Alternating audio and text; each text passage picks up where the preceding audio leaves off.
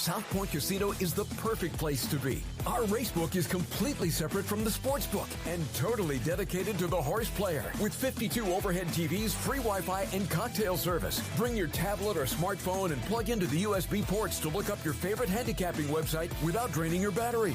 Want to wager from your seat? No problem with our IPTs. Just sign up, make a deposit, and you're off to the races. Plus, you'll earn points for dining, hotel, movies, entertainment, and the spa just by using the club card when wagering. South Point Casino's Racebook has you covered. Born from the tragedy of 9/11, the Tunnel to Towers Foundation is committed to helping our nation's heroes and their families in their darkest hours. When a first responder or veteran doesn't return home and leaves behind a young family, Tunnel to Towers supports them. The foundation pays off their mortgages and lifts their financial burdens through their Gold Star Family Home Program and Fallen First Responder Home Program. Through their Smart Home Program, catastrophically injured veterans and first responders regain their independence with a mortgage-free home, specially adapted to meet their unique physical needs. Tunnel to Towers also provides housing assistance and services to our nation's homeless veterans through their Homeless Veteran Program. They are helping more than 2,000 in 2023 because no veteran should be living on the streets of the country they signed up to protect. Join Tunnel to Towers on its mission to do good and never forget 9/11 or the sacrifices made by our nation's heroes. Donate $11 a month at T2T.org. That's T2T.org.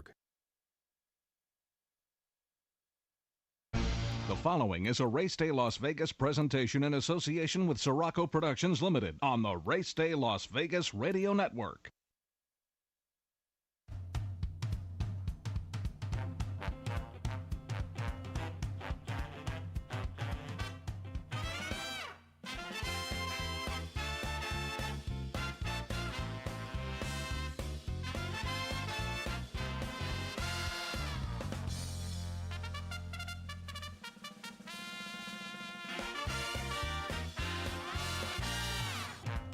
Live from the gaming capital of the world, time for Race Day Las Vegas, covering the sport of kings with a Las Vegas perspective.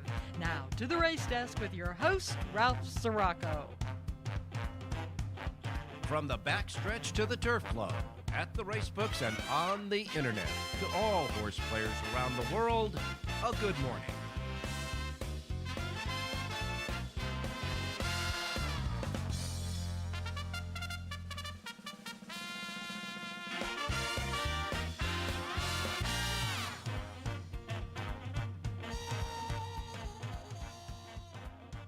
Have you guys survived the weekend? We took a couple of days off, and now we're back rejuvenated and ready to go on this after the big Super Bowl weekend here in Las Vegas. We welcome you to the Race Day Las Vegas radio program, coming to you live and direct from this gaming capital and this sports capital, and I'll even go as far as saying the Super Bowl capital of the world, Las Vegas, Nevada, from the South Point Studios station at the, obviously, the South Point Hotel Casino Complex right here on Las Vegas Boulevard, your fabulous strip.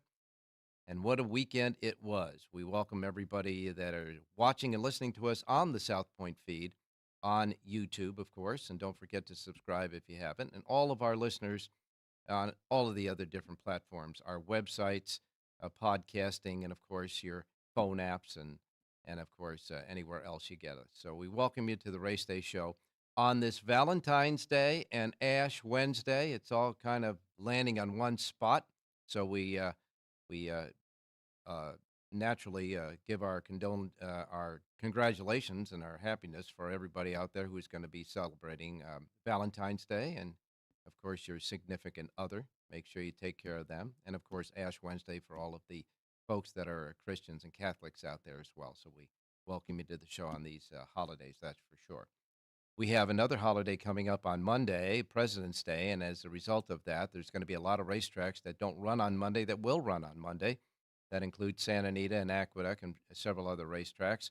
So when Santa Anita starts tomorrow, and they're picking up Thursday as a result of a cancellation last week or a couple of weeks ago, they're going to add a Thursday card from Friday.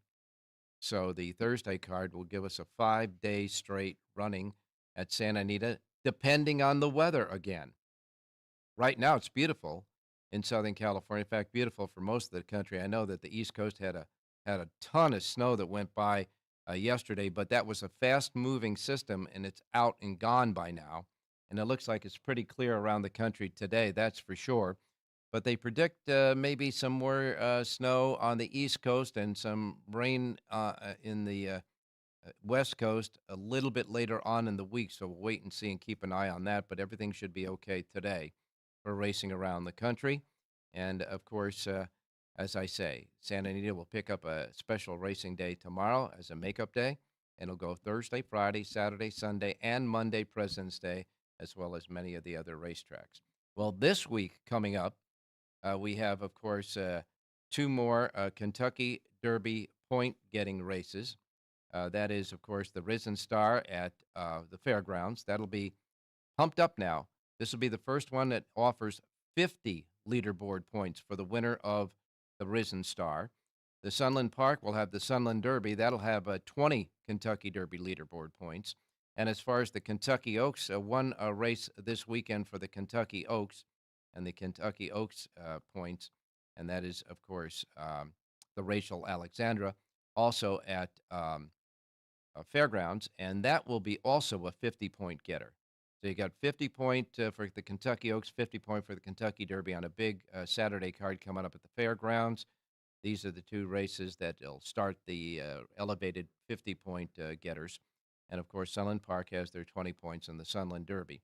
And across the pond at Meydan Racecourse in Dubai, the UAE Oaks is a race that's going to have 50 points for the Kentucky Oaks as well there.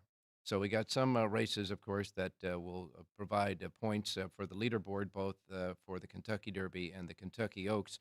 Reminding you now, we're in right around the 11-week period. We're about 11 weeks away from the Kentucky Derby and the Kentucky Oaks.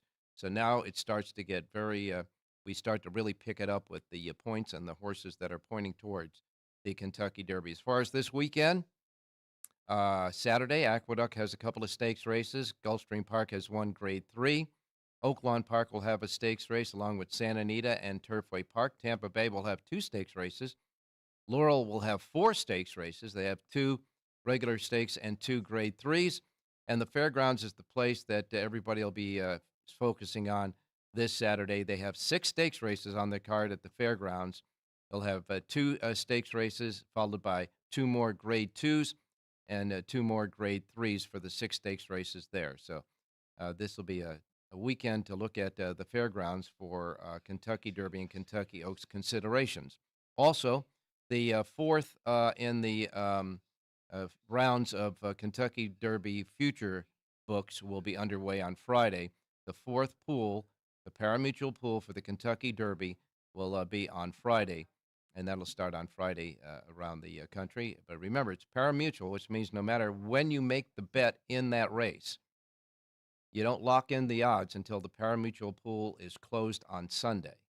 You can remember that. This is not like the future book odds you get here in Vegas. When you make the bet, you just lock in the odds at the time you make the bet here.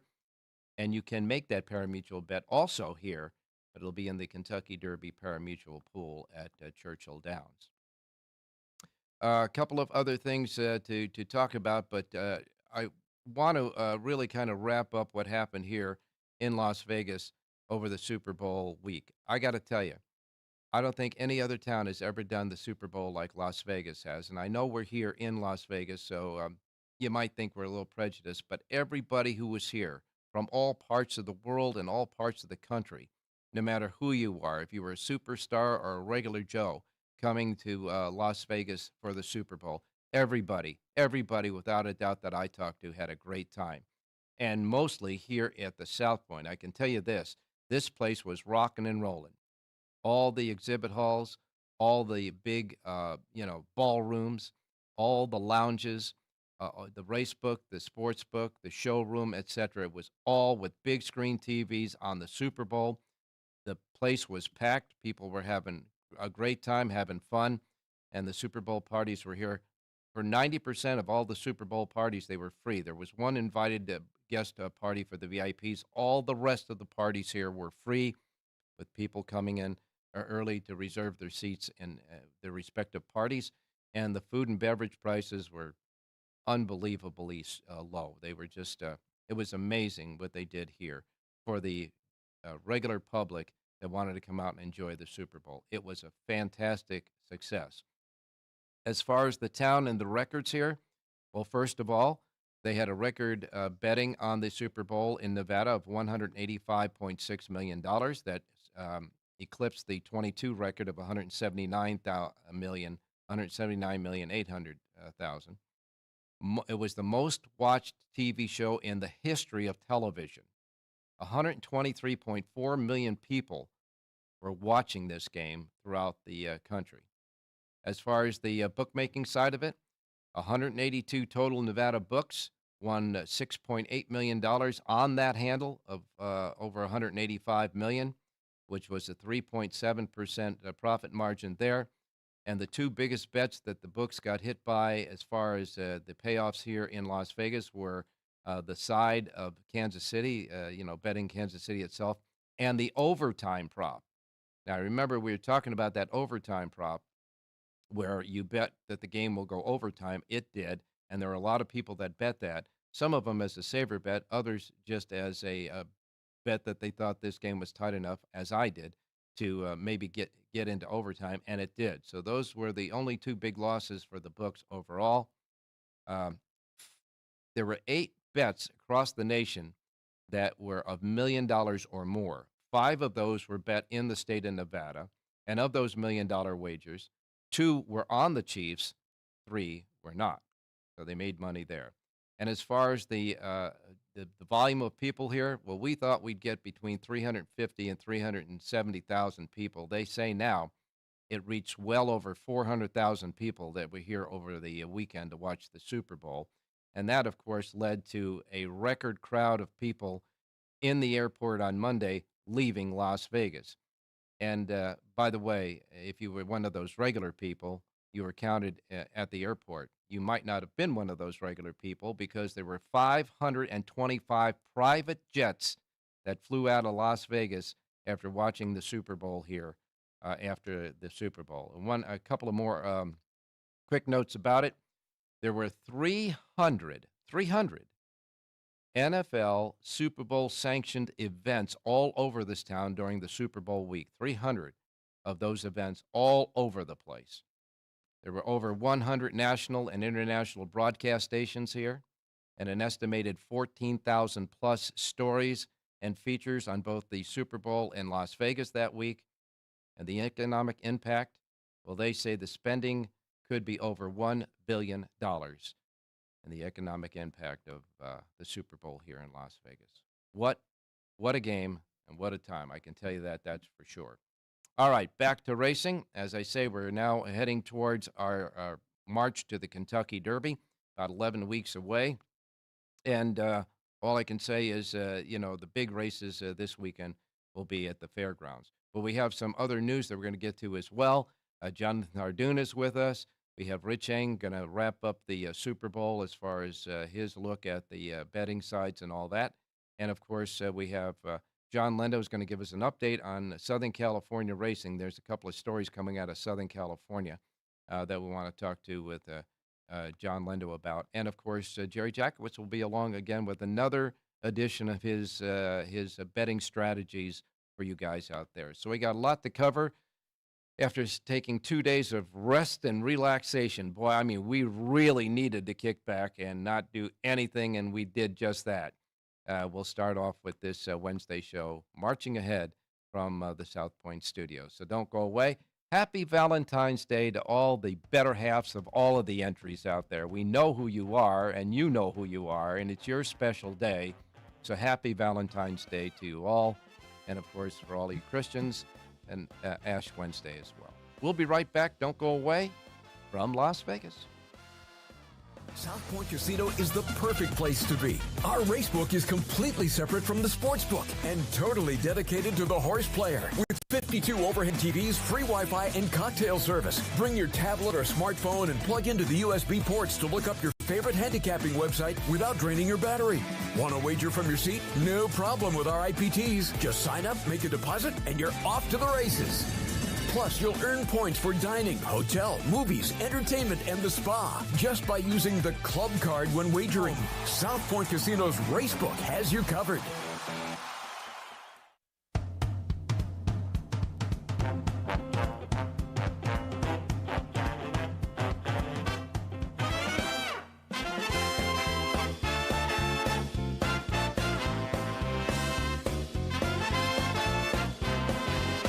All right, back on Race Day on this Valentine's Day Race Day Las Vegas show coming from Vegas. So we got a couple of quick notes for you.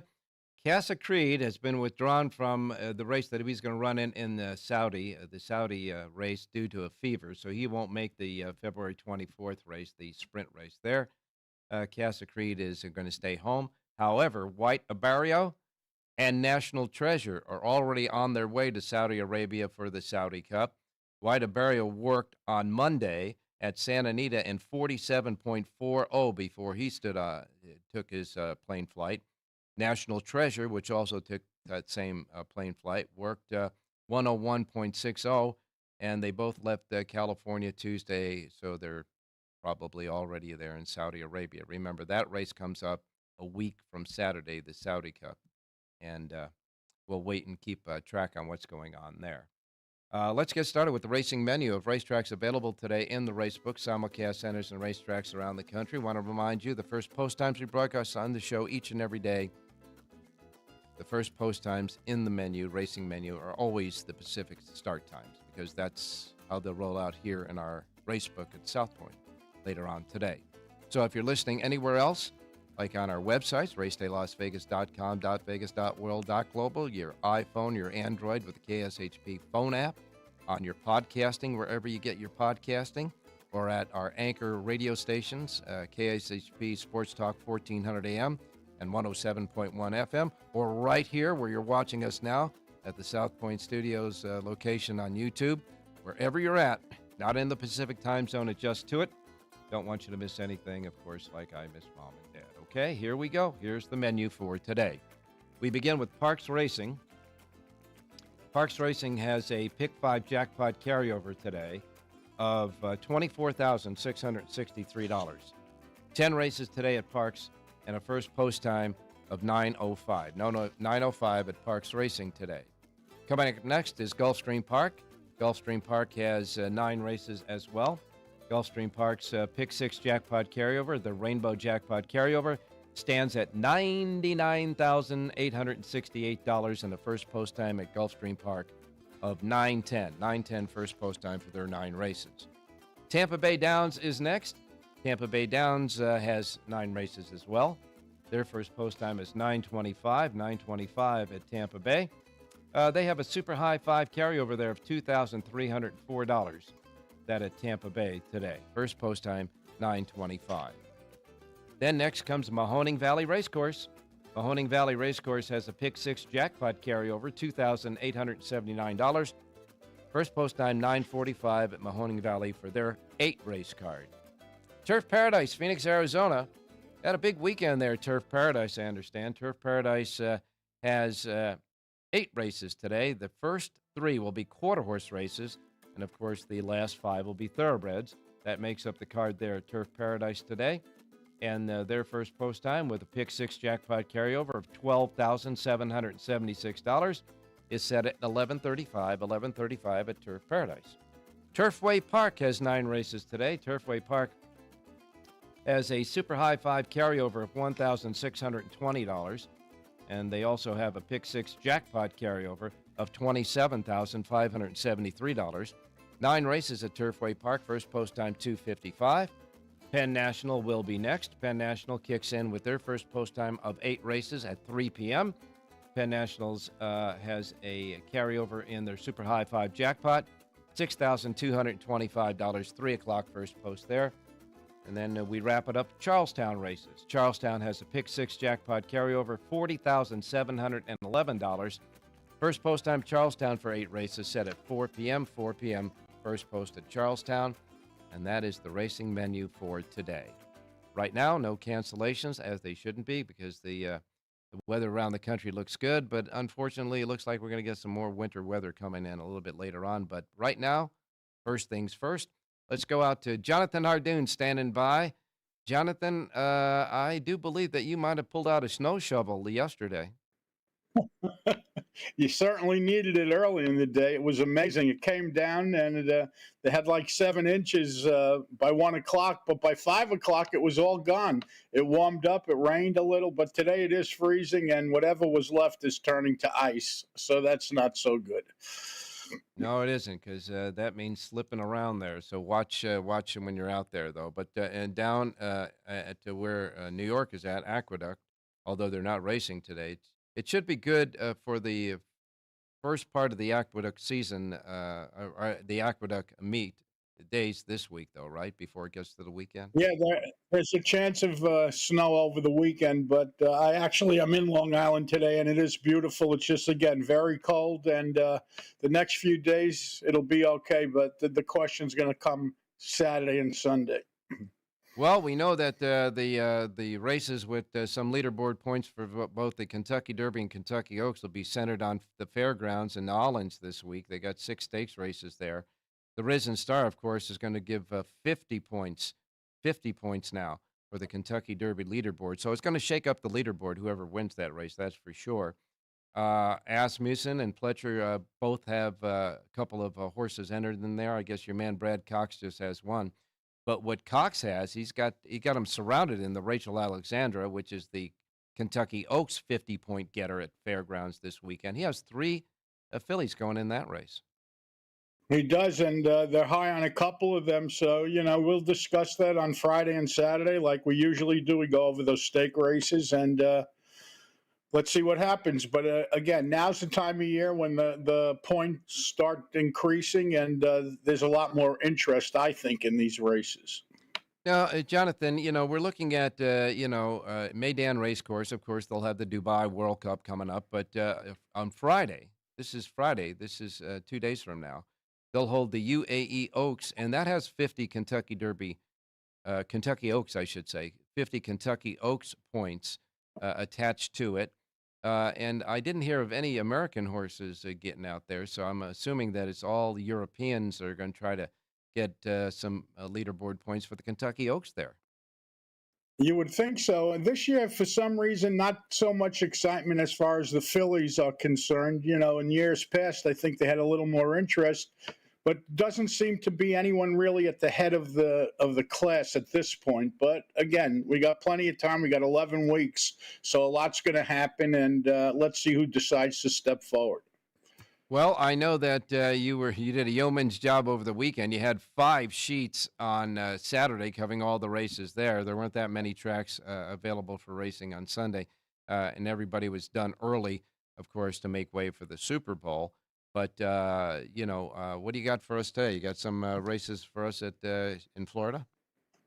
Well, we have a Gulfstream selection and a Tampa selection. Let's do the Gulfstream selection first, Ralph. We're going to look at the 8th race today. It's 5.5 furlongs on the Tapeta. And I love the number 6 horse in here, Chloe's Toy. This is a 4-year-old filly who was claimed out of her last race by Jose D'Angelo. Rider switch today to Jose Ortiz. She's listed at 7-2 on the morning line. I think she's a pick 6, pick 5, pick 4 single in today's 8th race. Number 6, Chloe's Toy. Again, Jose D'Angelo and Jose Ortiz in the 8th race. D'Angelo is he's kind of running a little hot down there, isn't he? Yeah, he's doing exceptionally well at Tampa. He's hitting at close to, I think, 35%, but his barn certainly started to heat up at Gulfstream. And when he gets going, pay attention because he sends out nothing but live horses. All right, so in the 8th race today at Gulfstream Park, number 6, Chloe's Toy, the 6 Chloe's Toy in the 8th race at Gulfstream. And, oh, yeah, he's got that guy named Jose Ortiz aboard, so that's going to help out, that's for sure. All right, Tampa Bay, talking about Tampa. Let's go to race number 5, 1 1/16 on the turf. And I like the number 2 horse in here, Lipinski Union. 4-year-old gelding from the McLean Robertson barn. Kevin Gomez aboard to ride. This is an improving horse, getting better with each start. He had trouble in his last race at Tampa. He's listed at a ridiculous 8-1 on the morning line. Look for number 2, Lipinski Union, to upset and win today's 5th race out of Tampa Bay Downs. Well, it's a race that has 14 in it before any scratches, so you would think that maybe this horse will hold at 8-1, don't you? Oh, yeah, for sure. I mean, it's a wide open race. It's a terrific betting race. You can make a case for a lot of horses. I gave this horse the edge because he's drawn inside, and I think he's going to work out a great trip in here. All right. No, we know that Wednesdays is usually your soapbox day. So if you have anything to complain about or nothing, no soapbox today. No soapbox. Sorry. Oh no, that's okay. It's a nice, it's refreshing. Oh, I know why. Sincere soapbox. Otherwise, I know can't why. fake it. I know why there's no soapbox today. It's Valentine's Day. You're going to be kind to everybody today. We're taking the high road today, Ralph. Well, I know your significant other there, so you make sure you take care of her today on Valentine's Yes, sir. Day. Okay. All right. She's smiling in the back. Anyhow, Thank you, Ralph. Wish her a happy Valentine's Day on behalf of all of us here. And, of course, we will talk to you tomorrow. Thank you. Stay safe and be well. You got it, my man. All right, we're going to come back with Rich Eng. He's been doing a yeoman's job for us all through the Super Bowl, and he did pick the right side with Kansas City, although it didn't look that way for most of the game. But, we'll be back with Richie to talk about the Super Bowl, the aftermath of it, and all the betting and all that stuff there to wrap up Super Bowl 58 when we come back on the Race Day Show. Don't go away. Born from the tragedy of 9/11, the Tunnel to Towers Foundation is committed to helping our nation's heroes and their families in their darkest hours. When a first responder or veteran doesn't return home and leaves behind a young family, Tunnel to Towers supports them. The foundation... South Point Casino is the perfect place to be. Our racebook is completely separate from the sportsbook and totally dedicated to the horse.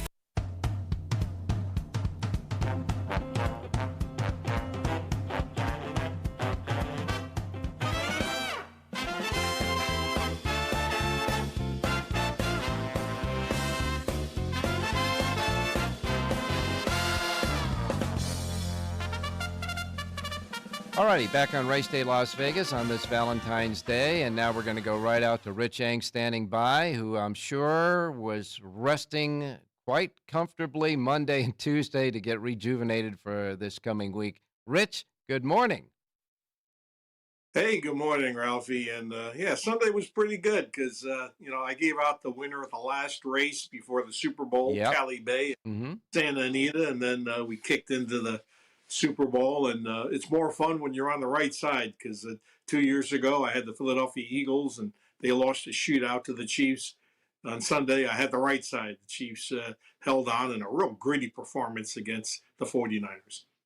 The key in winning the game. Well, I think there were a couple of keys, and they're keys that people aren't really talking a lot about.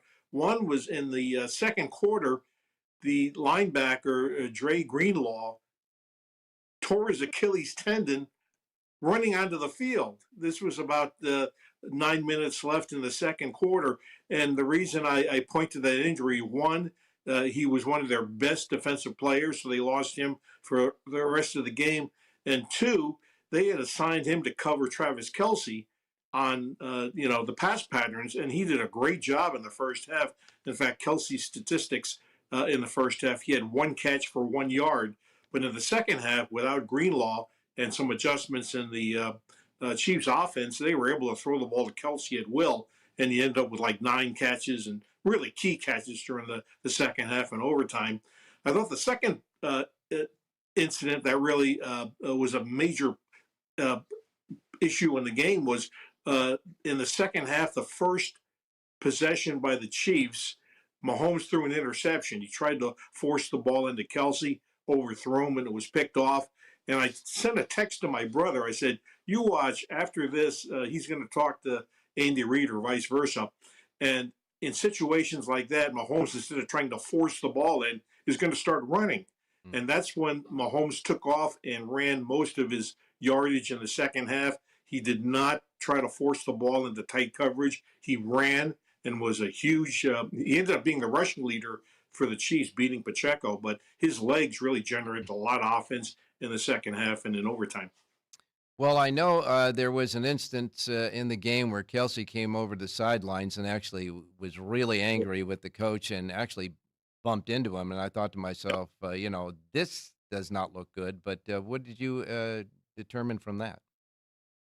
When I saw that, yeah, it kind of made me laugh a little bit because Kelsey is he's a real high motor type of football player in person, and him and Andy Reid, obviously he's played most of his career for Reid. They know each other like father and son. Hmm. So I didn't take it to be a real negative as far as uh, Kelsey getting out of line. But, because Andy Reid after the game kind of laughed it off in the post-game press conference. He says, that's just Travis. And he was just trying to get a point across to me. And once, and that was after the fumble by Pacheco in the red zone. For people who played the over 47.5, Ralph, there were two plays in the first quarter that had to burn their tickets up. One was the red zone fumble by McCaffrey on that first drive when it looked like the 49ers were going to ram the ball right into the end zone. And then Kansas City on the comeback after a long 50-yard completion were in the red zone, and Pacheco fumbles the ball. So that was potentially between 6 and 14 points that were taken off the board on the total. I heard a lot of people say with the loss at San Francisco that they didn't think that the San Francisco uh, coaching was as good as obviously the win in Kansas City. But I got to tell you, they were pretty much manhandling them the first half. I don't know what happened in the second half, but the first half, San Francisco was doing their job. Well, also, I think any questions about Brock Purdy being, in quote, a game manager, I think you can throw, those comments out the window. I thought Purdy played very well.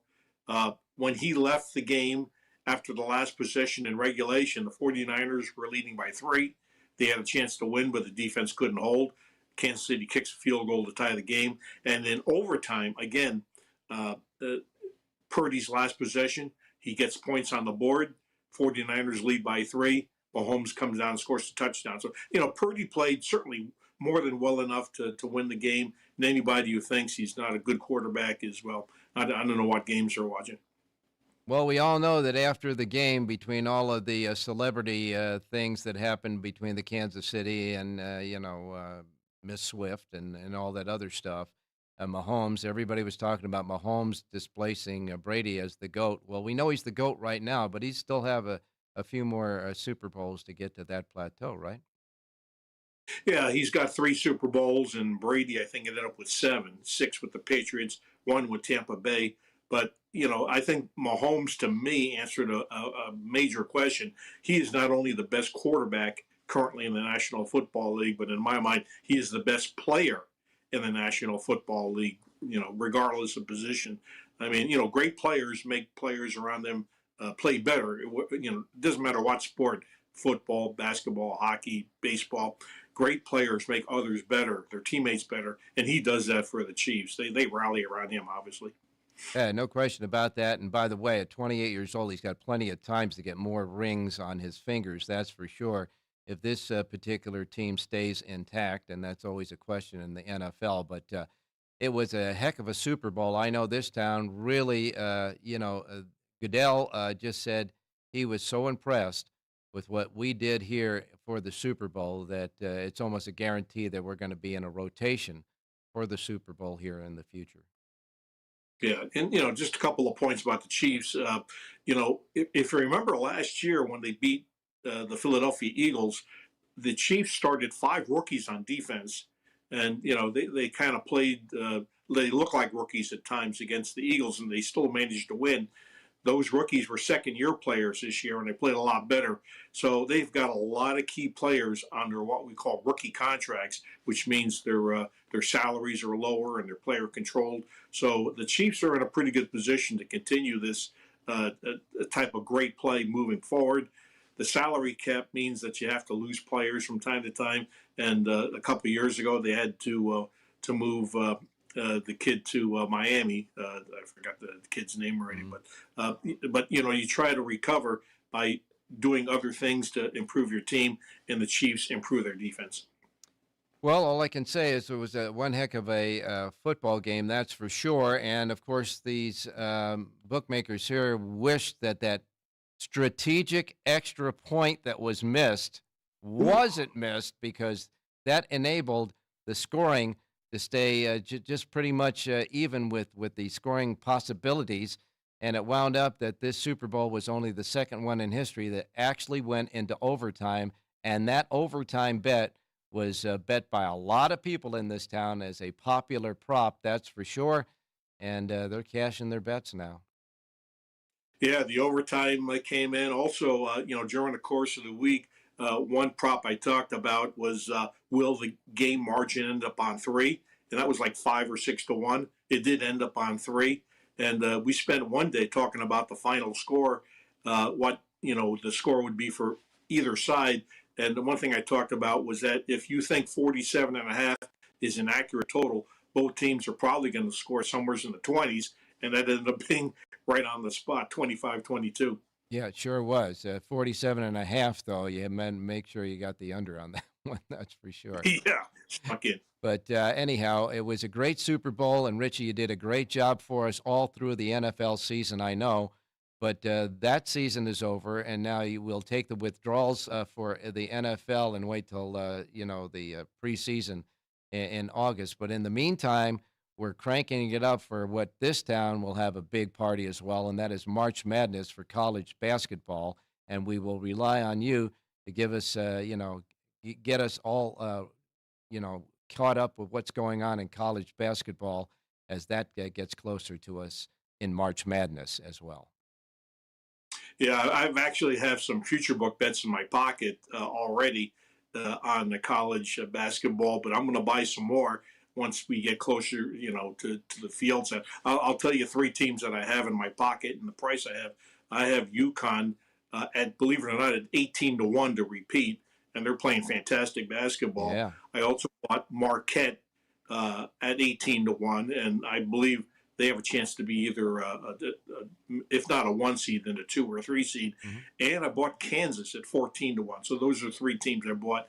I mean, those are good prices. They're not like 60 to 1 like I had last year with Miami of Florida and San Diego State, but still very strong teams. They're going to be 1 or 2 seeds the way it looks. And once they get into the tournament with that kind of a buffer as far as the odds are concerned, you could start doing a little saving bets as they come through the tournament as well.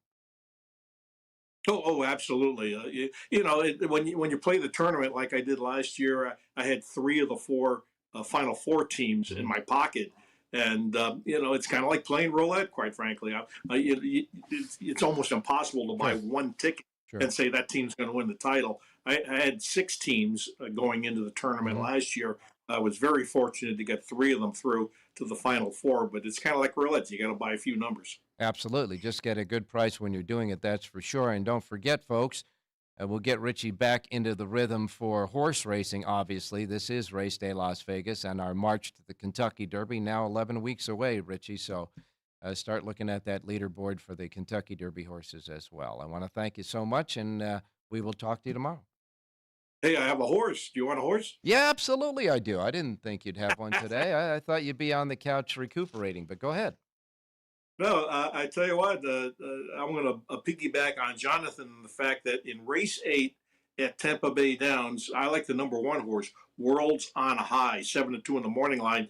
I believe his Tampa Bay horse, he picked Kevin Gomez to ride. Mm-hmm. Well, jockey is Kevin Gomez also, so hopefully he has a nice day. But let's try the 1, Worlds on High in the 8th at Tampa. Always have enough time to get a horse from you guys, that's for sure. Tampa Bay Downs now, the 8th race, number 1, Worlds on High, the 1 in the 8th race. And for our sake here on the Race Day Show, we hope Gomez at least has 2 winners today.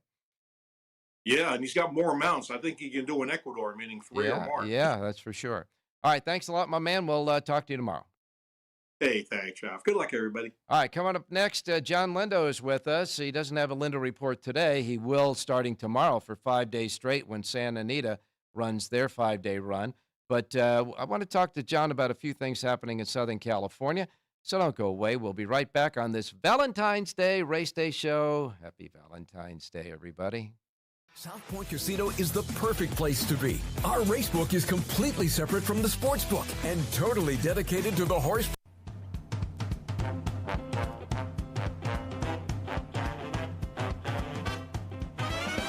The Race Day Las Vegas Show, the only exclusive. South Point Casino is the perfect place to be. Our racebook is completely separate from the sportsbook and totally dedicated to the horse player. With 52 overhead TVs, free Wi-Fi, and cocktail service. Bring your tablet or smartphone and plug into the USB ports to look up your favorite handicapping website without draining your battery. Want to wager from your seat? No problem with our IPTs. Just sign up, make a deposit, and you're off to the races. Plus, you'll earn points for dining, hotel, movies, entertainment, and the spa just by using the club card when wagering. South Point Casino's Racebook has you covered.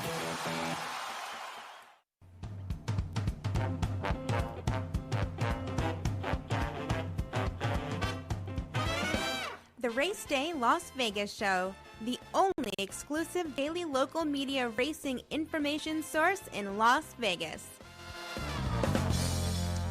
All right, back on Race Day Las Vegas for this Valentine's Day Wednesday, and we're going to go out to John Lendo standing by. John Lendo, good morning. Good morning, Ralph. Can you hear me okay today? I certainly can. Everything's working fine with you. We have a few gremlins going on with the brakes, with the bumpers and the commercials, but you're doing fine. Listen, I know that you survived now from one half of the house to the other, but at least one of you guys were in a happy mood after Sunday's game. Oh, it was a great game. We had a lot of fun, and both sides of the family got to root during the game. That was the main thing. Yeah, it was a good game, that's for sure. And now we move to back to horse racing, and of course the Kentucky Derby, 11 weeks away. Now we're getting serious with not only the leaderboard points that are coming up that are higher now. This weekend we get to the 50-point level for at least one of those races for the Future Book. And, of course, the Future Book, don't forget, opens the pari-mutuel one opens on Friday. But also, we're talking about looking ahead to these races, et cetera, as well. But there's a few things going on in Southern California right now. And I got to tell you, there are two news items that I saw that kind of raised my eyebrow. First of all, and it was with two trainers that are from California. Jonathan Wong got a 2-year suspension for whatever he did. Dan Blacker in Southern California, he's going to suffer a 90-day suspension and a fine of $15,000 for what he did. And was there that much of a difference between the two violations? Two completely different issues, Ralph. The first one, Jonathan Wong, last June, he had a positive test for the medication metformin. And we've heard that one in the news a few times. It's a medicine that's prescribed for diabetes. And he originally had claimed that, that he was prescribed that and it was contamination. And then, so they went to the provisional suspension. And in the hearing, all of a sudden, he kind of got away from that claim that it was a contamination because it was his medication. And then he pointed out, well, a groom that I have that's down in Mexico was prescribed that. And they just, I guess the adjudicating, the arbitrator, didn't like how the flow of the explanations were going. So they enforced the rule. So he got 2 years for that. That was from a positive last June. Since then, there have been 3 different metformin positives for other trainers that were thrown out because the labs, they have 4 or 5 different labs that do the testing for the HIWU groups, and they were very inconsistent on what levels they were testing for. So it's a really, it's an ugly situation. It's something that isn't very consistent. But Jonathan Wong is going to take the worst of that. So he, dating back to June 1, I think it is, or July 1 from last year, he'll have to sit out 2 years now. So that, that's basically a death sentence if you're a trainer. Well, John, yeah, definitely. I mean, you got to, whatever story you do in front of, people are interviewing you, if you want them to make you believe it, and if it's true, you'll have no problem repeating the same thing over and over again. But when you start varying it, that's when they get a little suspicious, that's for sure. All right, Dan Blacker. 90-day suspension, $15,000 fine. And this is for reporting. Is that reporting for workouts? In California, whenever you're going to have a horse workout or race, you have to get the pre-race, pre-workout veterinary exams. Well, apparently between the period of January 1 of 2022 or whatever that period was, for a period of it was January 1, 22 to July 1, 23, and they say there were 527 violations. During that period, he had horses work 789 times. Oh. Of those 789 works, they say 527 did not have the pre-workout exams. My question to you, Ralph, is how did the CHRB, the California Horse Racing Board, and their enforcement groups allow this to go on for such a long period of time for the same trainer? Are they not looking at the information before these horses go and race to make sure that these things have all been done? The trainers are all jumping through the hoops. The owners are jumping through the hoops. And if you've got to provide all this information, if they had found out maybe after the first one or two that he didn't do it, forgot to do it, or the vet forgot to post the vet exam report on the site, then they could have corrected that pretty quick. And I'm not going to take all the blame away from Dan Blacker, because obviously 260 times they did file the proper workout reports. But, to let it go over 500 times before they finally reeled this in, and now to give him 90 days, I got to think, I'd love to see what is happening to the enforcement crew and the CHRB. Somebody dropped the ball, or some group dropped the ball. So there's a lot going on this one as well. And I wonder, too, Dan Blacker in his barn, I mean, he did, like you said, quite a few of them the correct way and what he had to file or whatever. How does he, get to a point where, you can't forget when your horses, I mean, I've worked in many shed rows where in the tack room where the trainer's, office is, there's a big calendar on there with horses' names and when they work out and et cetera. Planned workouts anyhow, and so if you're supposed to file the day before, somebody doing the filing probably dropped the ball there as well. Well, yeah, all the trainers have training charts on their desk. They monitor and have a calendar of dates of what they're going to do. I'm not going to say it was not Dan Blacker's fault, because I don't know, but maybe it's the vet team that's supposed to post this information after they do the pre-work exam. Maybe it's an assistant that's supposed to handle it. Somebody dropped the ball. I don't know who did, but the fact it took so long to find this and to figure it out and to finally get to this thing and issue the penalty, that concerns me quite a bit. That's where you got to, the penalty is done already, but that's where you got to look at and say there was a hole in the system here, and we got to shore it up, whether it's on one side or another or both sides. That's for sure. That integrity and the trust in the game starts to raise its ugly head in there. That's for sure. Also, I understand that Golden Gate was supposed to run on Monday, President's Day, at the same time and concurring with Santa Anita, but they don't have enough horses that were entered in the races, or they think they don't, for Monday, and they've already canceled that racing day for President's Day. Right. We've had a few of the trainers move down to Southern California, knowing that June is going to be when Golden Gate closes. Guys like Brendan Galvin, Ed Moger. There are a few guys that are down in Southern California now. Uh-huh. So the horse population is light up at Golden Gate. So they will race Friday, Saturday, Sunday, the normal schedule. But they don't have the horses, they don't think, for the extra day Monday. So as opposed to trying to string something together, they're just going to sit Monday out. Well, let's hope the weather participates and cooperates over the weekend there, because Santa Anita, with an extra day scheduled for tomorrow and a makeup day, we're going to get 5 straight days of racing in Southern California. It's something that was a normal not too many years ago, but is exceptional in these days and times. And, of course, your Lindo report will be covering them all right here at the South Point. So thanks a lot, John, for the report, and we'll talk to you tomorrow. You got it, Ralph, and we'll talk Santa Anita. You got it, my man. Now, listen, we were going to go to a break, but we're going to bypass that break. We have some glitches going on, not to mention the fact that I want to get Jerry Jackowitz on as well. So let's go right to Jerry Jackowitz. Jerry, good morning. Yeah, good morning, Ralph. Well, you've had several segments on Wednesdays now, and some other days during the past week and a half, or 2 or 3 weeks, that we had enough time to talk about some of the strategies you have in betting, and you've got another one now. Yeah, sometimes we end up in a race where we have multiple horses we like, and one of them might be 20 to 1 or higher. And we might feel it has some chance to win, but probably not, probably a good for second or third. And we don't do enough with those kind of horses. Particularly when you have like a horse that you like in the race that you feel has a good chance of maybe 3 or 4 or 5 to 1. Some of the best results I've ever gotten in all my years, when I think back about it, when I hit a long shot with a 3 to 1 or 4 to 1 or 5 to 1, and I started to learn to play for that all the time, whenever it came up, because it's so lucrative.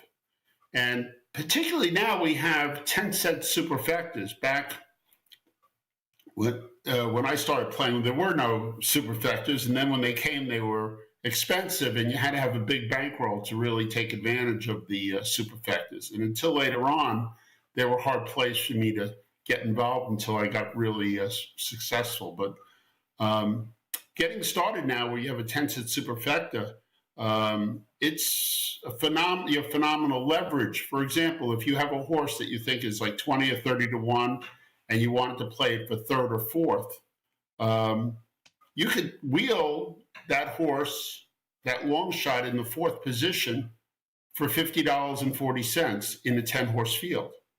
And the way that would be is you would go all to the horse you like in the fourth position. That's how you call out your ticket. And let's say it's the 10 horse. So it'd be all 10 for a 10-cent superfecta. That's 504 combinations, but at 10 cents, that's $50. And then if you did the same thing in the third position, because you want to do trifectas, it would be all to that horse. That would be 72 combinations for $36. So all of a sudden, these are very manageable numbers. You could easily make, like, for example, if I wanted to play a long shot, a 25 to 1 shot across the board, that's actually now a play you could never make in the old days, because show bets are so stupid. But you could make an all to your horse, and then you could put the same amount to win in place on it, or half the amount to win and the same amount to place, and you could have a win, an across the board bet that you fashion with a long shot by simply going all. By the way, the math on it is easy if you want to figure it out. If there's a 10-horse field and you want to play a horse for third, it's 10 minus the 1 you're using. So it's 9 times 8. 9 times 8 is 72 combinations times the cost of the ticket. And if it's a 10-cent superfecta, it'd be $7.20. No, $7. So would be, with a 10-horse field, it would be 9 horses in the first position, 8 horses in the second position, 7 horses in the third position. So that comes out to 504 combinations, or $50.40. Because if you're putting in a superfecta, you're putting it in the fourth in other position. words, I thought you were just talking about putting it in the third spot only. I see. I understand. Yeah. Now, if you're playing the superfecta, you can put it in the third spot, but you still have to have an all in the fourth spot to. Oh, that you're talking about superfectas. If superfectas is 3 positions, trifectas, it's 2 positions plus the horse. Yeah. Well, it's really fantastic value there for you guys to play with. Well, and the best play, just real fast, the best play for me is to be hooking it up with a horse I really like, and then that changes the whole math down in your favor by so much. By liking somebody else in the race and playing 2 horses, it reduces the cost phenomenally. So when you have a key horse that's a good price, that would be the way of doing it. Instead of betting a place or show bet, just use the other horses in the exotic, that special exotic pool, to try to hit a home run. I understand that. That's for sure. Right. Absolutely. Yeah. All right. Well, I want to remind everybody here real quick that we've got those sports shows on the South Point Studios feed here. at YouTube, and they're still going on, and they're going to start cranking it up for March Madness. And, of course, Punchlines with Frank Nicotero be along here at noon, and, of course, Sports by the Book. It'll be along here at 3 to 4 o'clock today, so make sure you stay tuned for that. In the meantime, until tomorrow, Jerry has one more thing to say. Say it, Jerry. Have a great race day, everybody.